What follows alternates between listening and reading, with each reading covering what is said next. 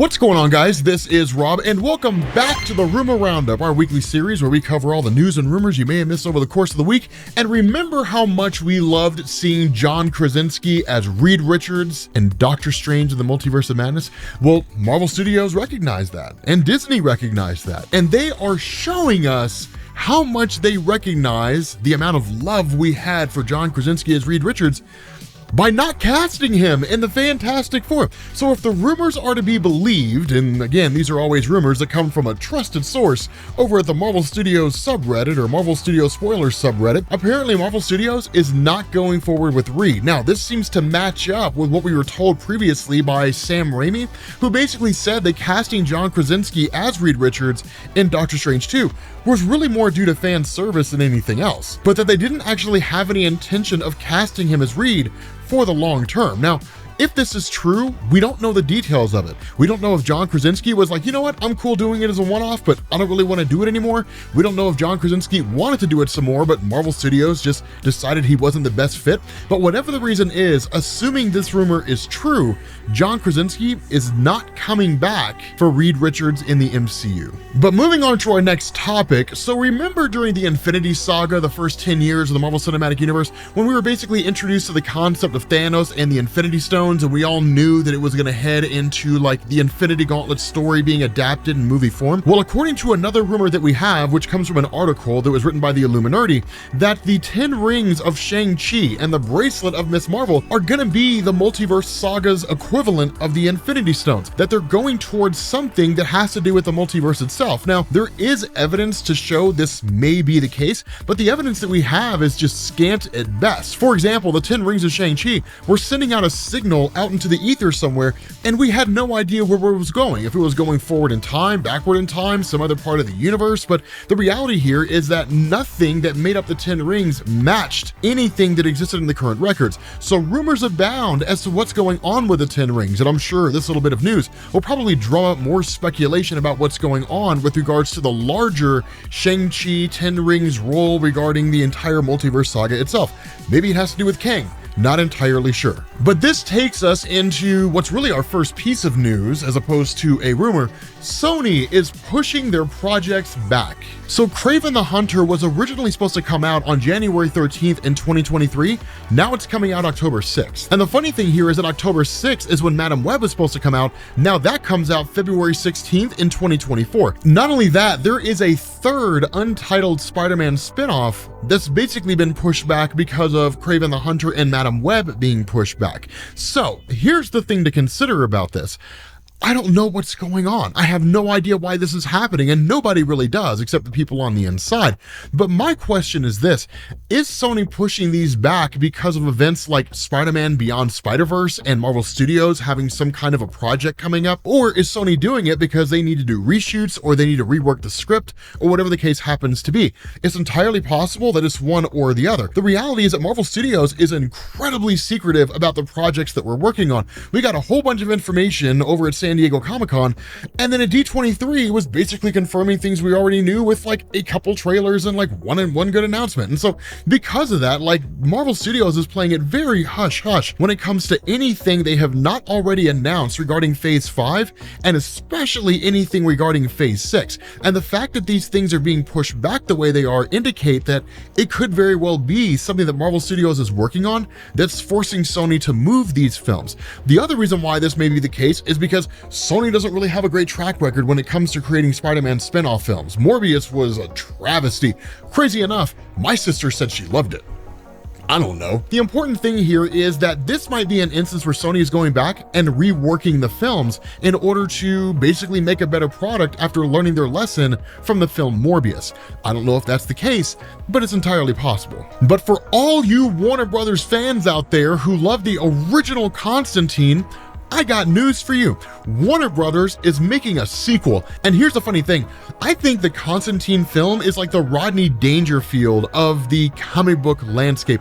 It never gets any respect, right? Nobody ever looks at that movie and is like, you know what that is? That's just a perfect example of a comic book character being adapted to a film and it being done well.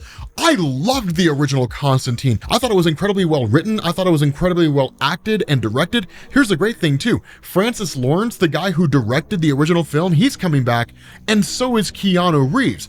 I'm so excited to see this happen.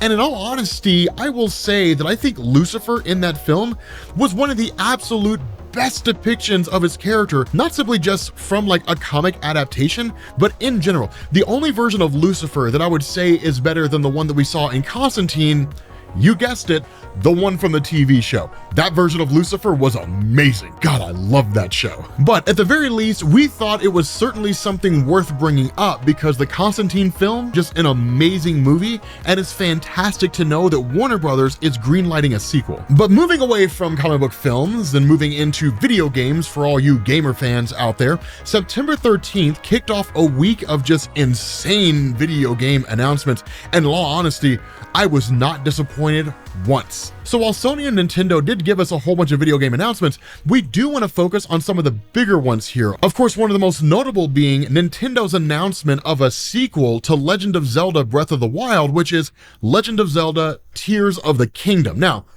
I'm gonna be the villain in this story. I thought Breath of the Wild was okay. Like, I thought it was all right, but it was no Majora's Mask or Ocarina of Time. I'm gonna be honest with you guys. I'm sorry. I know I sound like a video game hipster, and I'm okay with that. But at the end of the day, it was cool, I guess, but I just couldn't really get into it, right? I just couldn't dig Breath of the Wild. Having said that, this by no means indicates that I'm shutting down Tears of the Kingdom. But the thing that I really mean to say here is that when it comes to this game, I am excited to see what it's going to be like. Now, of course, there were other announcements that did come out for Nintendo. For example, we're getting a new Fire Emblem game. For those of you guys who enjoyed Fire Emblem, never got into it myself. We're getting new content for Splatoon 3 and Xenoblade. But if I'm gonna be honest with you guys, I think the single biggest thing that Nintendo announced is that a new Pikmin game is gonna be released. I gotta tell you guys, I love Pikmin. Oh my God, I love Pikmin. It's such a fun game. It's just such an amazing game, but that game is currently in development, and I am so excited for when it finishes, because man, let me tell you something. I imagine you guys probably never thought I'd be a fan of like the Pikmin series. Absolutely, I love the Pikmin games. Now, of course, on the Sony side, we got footage from Tekken 8, which is really cool to see. The Tekken games have always just kind of been fun. I kind of consider those to be like the popcorn movie of video games. You just sort of play it to, or at least I play it to just kind of kill time. I know there's like a huge community behind Tekken, and I know that like the Tekken community is super hardcore. That's cool. But what we also got was an announcement for a game that a lot of people thought we would never see adapted to the Western audience. Now, this of course is Yakuza Ishin, which I'm pretty sure I'm pronouncing that correctly, but that was a game from the PS3 era. Now it's getting remastered for the modern era, but that was a Japanese game, and it was never released here in the States. And people thought that was never going to happen. People never thought we were going to get that game here in the States, but we are. So for those of you guys who are fans of that franchise, you guys are going to absolutely love it. Now, as far as I'm aware, that's the only thing Sony announced, right? Like, Sony didn't announce anything else. Did they? I don't. Oh, that's right. That's right. I almost forgot. Not really. They showed us God of War Ragnarok. Now let me tell you guys something, man. Here's the thing. When the original God of War trilogy wrapped, right? When that game series was done, I was like, okay, cool. This was fun. It was really, really interesting. Then they announced what was basically a sequel / relaunch of the God of War series. That one was phenomenal. Kratos basically moving over to face off against like the Norwegian gods and that kind of a thing. That was really, really, really cool. But in this footage, we got to see basically Kratos facing off against Thor. And I gotta tell you guys, I feel like this game is like hands down, right? Like hands down game of the year. I think that's exactly what's gonna happen. I think this game is gonna get game of the year. It's gonna dominate the gaming charts. And I know that's probably gonna kind of irritate people who aren't necessarily a fan of that type of game, but the reality here is the God of War series, the original was cool. The last one that we got and this one, it takes the entire gaming franchise to a whole different level. God of War has never looked or played as good as it has right now. And I'm excited to see what Ragnarok is going to look like and feel like, because God, I'm so hyped, especially with Loki, like Kid Loki. I'm so excited to see how this whole thing unfolds. I still have a feeling he's going to end up becoming a bad guy at the end of it all, and that Kratos is either going to have to kill him or he's going to kill Kratos, and then they're going to end the God of War series, and that's that's going to be it, right? It'll be like no more games. Kind of like how they said no more Nathan Drake with Uncharted 4, even though we're probably going to get another Nathan Drake game somewhere along the line, because Nathan Drake and Uncharted is just a license to print money for Naughty Dog. But the thing about this is I'm super excited about this. I am so hyped for this game. It's going to be one of the coolest things. Now, for those of you guys who are old school gamers, when I say old school gamers, I mean like 90s gamers, OG gamers.